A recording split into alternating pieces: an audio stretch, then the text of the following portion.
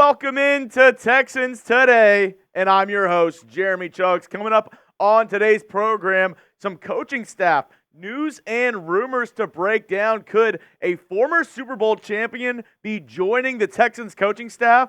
I'll break that down in just a moment. And the newest ESPN mock draft dropped yesterday. I'm going to tell you who Field Yates had the Texans selecting in round one. But tough way to start the program. I don't think I could have, gone on today's show and not brought this up. I just want everybody to drop a heart for everyone in Kansas City. I know there's, problems around the United States, and I don't want to get into anything political or get into anything of that nature. I just think it's really sad that a group of people are going there to, celebrate a joyous occasion for that city, celebrate something joyous that should be a fun time for everyone, and it ends in tragedy like that. So if everybody could just drop a heart for everyone in Kansas City. I know I went to the Houston Astros parade after their 2017 World Series win, and I couldn't even imagine if something like this happened there. I don't think this should ever happen to anyone, have to deal with something like this.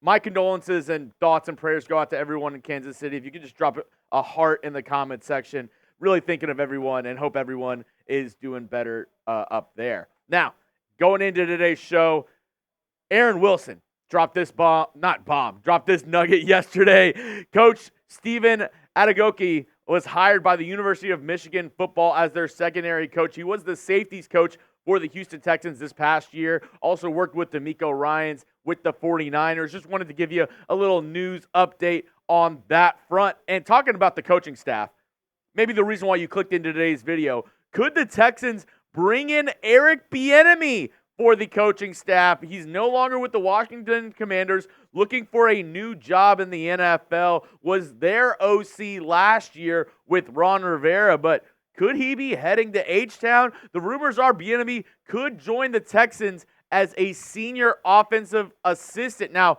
former senior offensive assistant Shane Day left the Texans to join the Chargers coaching staff this offseason, and adding Bieniemy would bring another creative offensive mind to help in Stroud's development in year two. The idea of bringing in somebody like Bieniemy, who's worked with Patrick Mahomes and other quarterbacks and who's done a really good job, it's really enticing. His resume, he runs a modern pro spread style of offense. Obviously, what we see in Kansas City with Patrick Mahomes, how they're able to spread it out, a lot of motion, a lot of misdirection, from the Andy Reid coaching tree.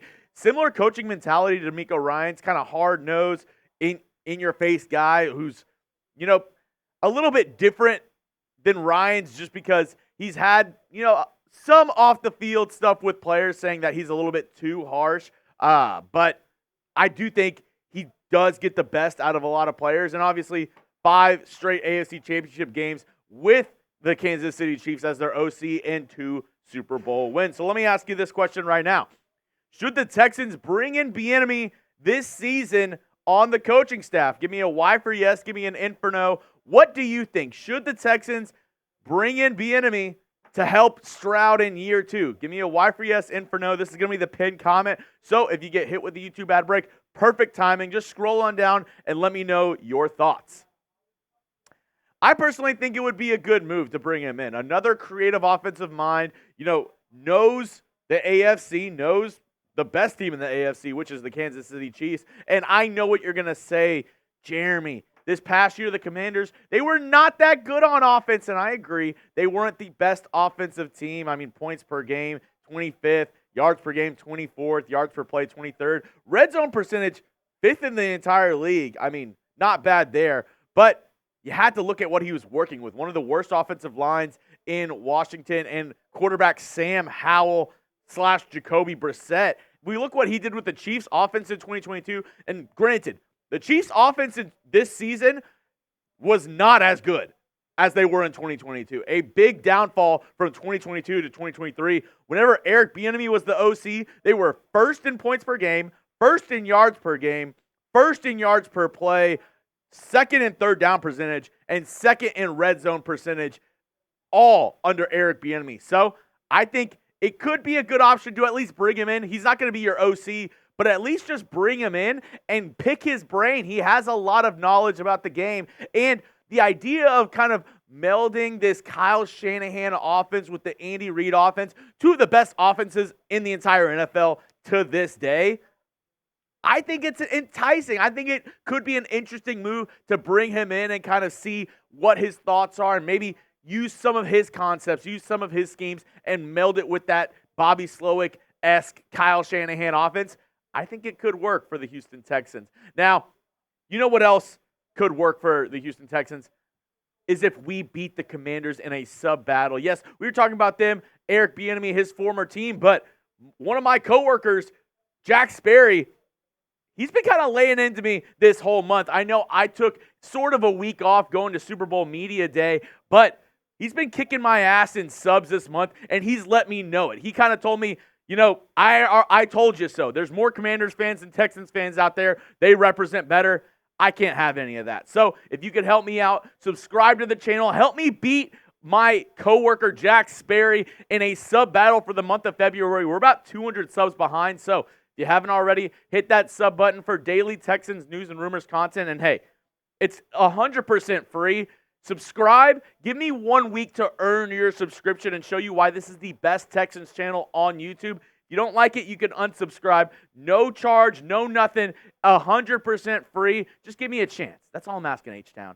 Give me a chance. And coming up later on the program, we're going to be diving into that latest ESPN mock draft and my thoughts on the Texans selection from Field Yates. But first, couldn't do today's show if it wasn't from our friends from Fanatics. They're giving you a great deal on some great items here. If you go to chatsports.com/Texans sale, all these items that are rolling across the screen right now are on sale. And I always, maybe a little bit of a cheapskate, maybe a little bit of a cheapo. I like to buy my winter clothes as winter is ending, going into spring, going into summer, because, hey, you can get those jackets, you can get those quarter zips 50% off. I mean, it's going into the hotter months of the year, so you get your cold wear, you get this, and then you bust it out next October, and you're like, hey, I got some new Texans swag. Also, they have some great deals on other items. These decals, really cheap if you're looking for, just a small, little present for a friend or for, your son, daughter, whoever. Really cheap, inexpensive item right here. And with the tumblers, good for all times of the year as well. All these items on sale when you go to chatsports.com/Texans sale. That link is going to be in the description and comments of today's video. Go check them out. Shout out to our friends over at Fanatics. Now, we're looking at the ESPN one-round mock draft that dropped yesterday from Field Yates. And hey, they had the Texans selecting with the 23rd pick in the 2024 NFL Draft, Ennis Rakestraw Jr. I mean, what a name. What a name. Ennis Rakestraw Jr. from Dallas, Texas, a cornerback from Missouri.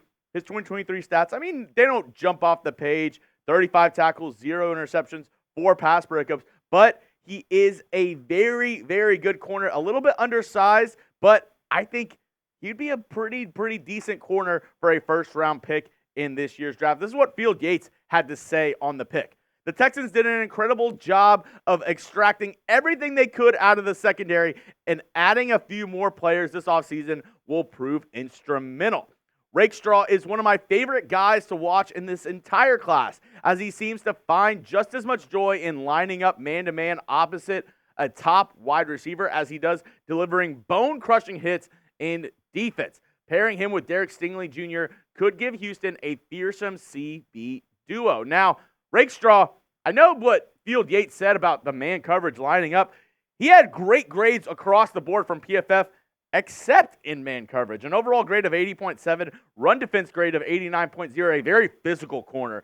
Zone coverage, 85.2, and man coverage, they're at 56.6. Now, I know PFF isn't the end-all, be-all, and I don't necessarily have it as the scripture of all football grading, but it does be it is a little telling that his man coverage grade is that much lower than all of his other grades. But I want to hear your grade. What would you grade the pick of Ennis Rakestraw Jr. if that was the Texans' first-round pick in this year's draft? Give me an A, B, C, D, or F in the comments section. Let me know. What would be your grade for this draft pick?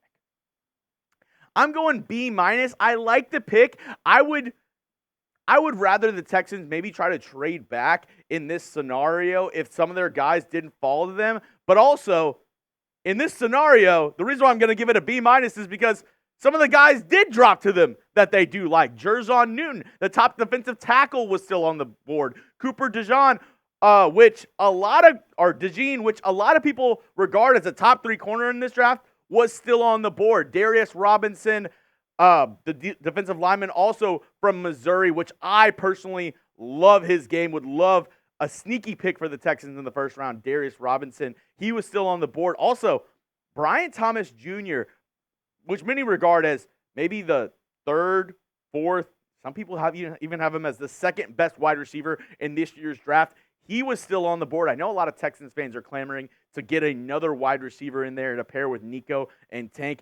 He would be a really good option in round 1. And the top safety, Tyler Nubin from Minnesota, was still on the board. Not to mention Devondre Sweat, who is my second defensive tackle, was also there. And Cameron Kinchins, also on there, the safety from Miami. So a lot of options on the board for the Texans in this mock draft. That's why I'm giving it a B-. This isn't me saying Rakestraw Jr. is a bad player, is a bad pick. I don't think he's any of that. I'm just saying I give it a B- because there are some other guys that were on the board that I would have rather taken. Now, don't get me wrong. If we were able to pair him with Derek Stingley, who is an undoubtedly CB1 in this league, I would absolutely love that. But in this scenario, I think there are a couple other pressing needs that the Texans could address with that pick. That's why I give it a B-. Now, that's all I have for you on today's show. If you haven't already, follow me on Twitter at Jeremy Chuggs, giving you Texans news and rumors, the latest around the NFL, the dankest memes on the internet. Go follow me today, Jeremy Chuggs. And if you haven't already, please help me help you. I'm trying to get more videos. I'm trying to get more content on this channel. The only way I can do that is if we get more subscribers, especially if we get more subscribers than my coworker Jack Sperry in the Commanders Report. They're killing us right now. So I implore you, I ask you right now, go down and hit that sub button for free daily Texans videos.